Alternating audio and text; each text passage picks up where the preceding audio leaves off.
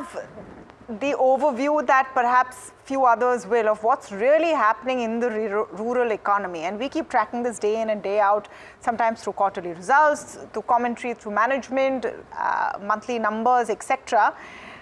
Are you seeing those green shoots and that turnaround actually coming in?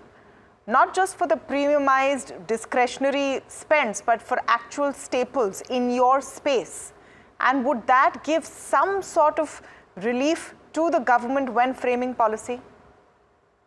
So we are certainly seeing some green shoots, and I would say not just us. This is the commentary you've heard from several, players in the industry. There are green shoots definitely, visible.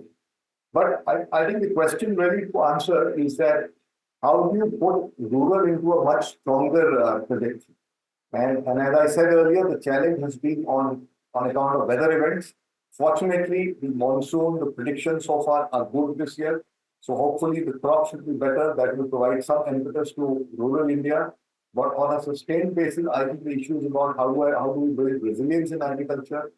How do we create more non-farm jobs in rural India? Maybe the public capex that we are recommending, enhancement of 25%, maybe it can have a higher index to rural India.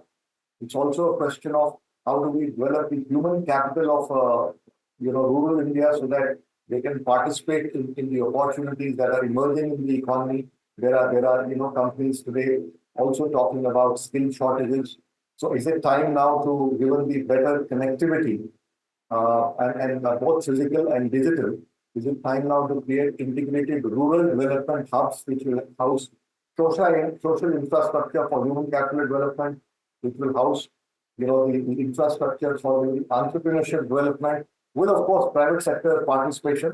It can be in a public-private mode, and private sector can also participate in developing the human capital in the rural areas. So I think these are some of the areas that could be looked at for creating a more sustained trajectory as far as rural India is concerned.